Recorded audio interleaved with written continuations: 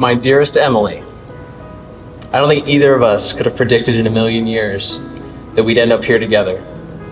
But I do feel that it's the perfect testimony of God's grace and providence to allow us to both learn over the last several years, to trust one another, to heal from past hurts, and to have the patience needed to get here.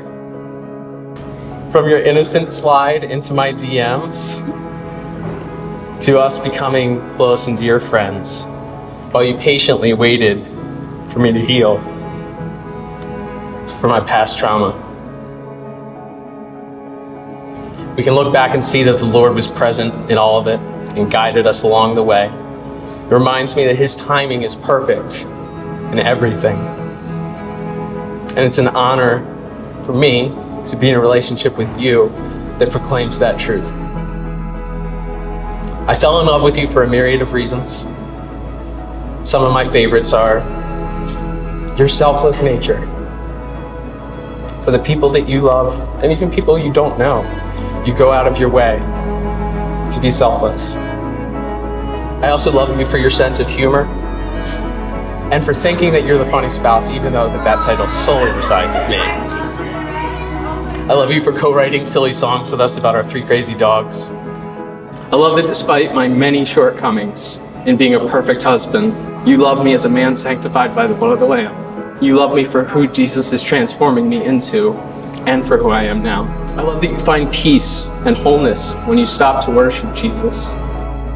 My commitment to you today, in front of our friends and family, is to also attempt to mirror that chesed, loyal love. I promise to look to Ephesians 5 as a model for our marriage. By God's grace, I hope to uphold the charge that the Apostle Paul set for all of us husbands when he said, husbands should love their wives as Christ loved the church.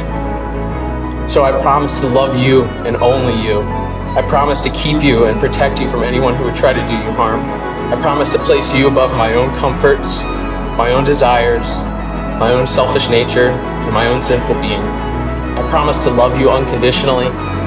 I promise to strive to keep Christ at the center of our marriage so that we can have a firm foundation on which we can build our lives until Christ calls us home. I love you. Don't cry, because I'm gonna cry.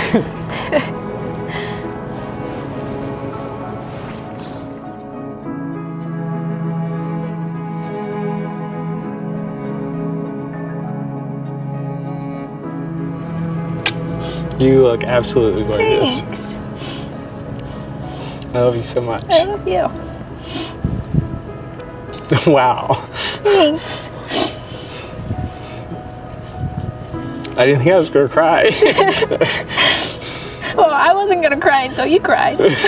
Sorry. I can stop crying. No, it's okay. I love you very much. You're so gorgeous. Thank you. Your tattoo is like pow. I know. The dogs were ready to go. They were out. Oh my gosh, I felt so bad for Shannon. Mercy's there like. Our dog went crazy. She just won't stop choking herself. But it wasn't to walk toward me. She was trying to walk toward my sister. Oh. Our dog loves my sister more than me. Calum, I wish that I could say that from the moment I met you, I knew you were the one, but that would be a lie. We lived a life in passing, barely knowing one another's name for several years. A fool would say that the trajectory of our lives changed in an instant with one message. However, I know God orchestrated every single second leading me to you. Our love story did not come easy, but looking back now, it prepared us for this moment.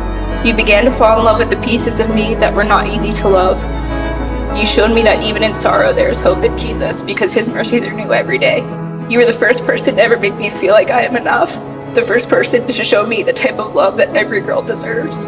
You've so graciously displayed the character of God and the ways that you've loved me. You turned the pages gently and began to help me write a new happy ending.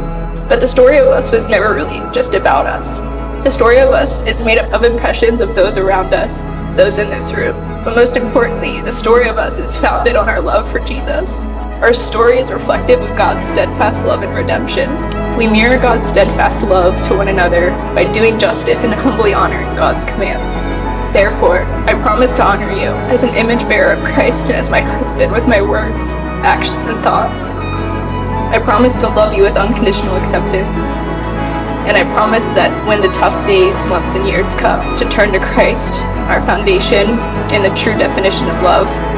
I can think of no better example of the type of love that I inspired to have with you than the love displayed in Ruth chapter 1. Where you go, I will go, and where you stay, I will stay. And your people will be my people, and your God my God. Where you die, I will die, and there I will be buried. May the Lord deal with me, be it ever so severely, if even death separates me from you.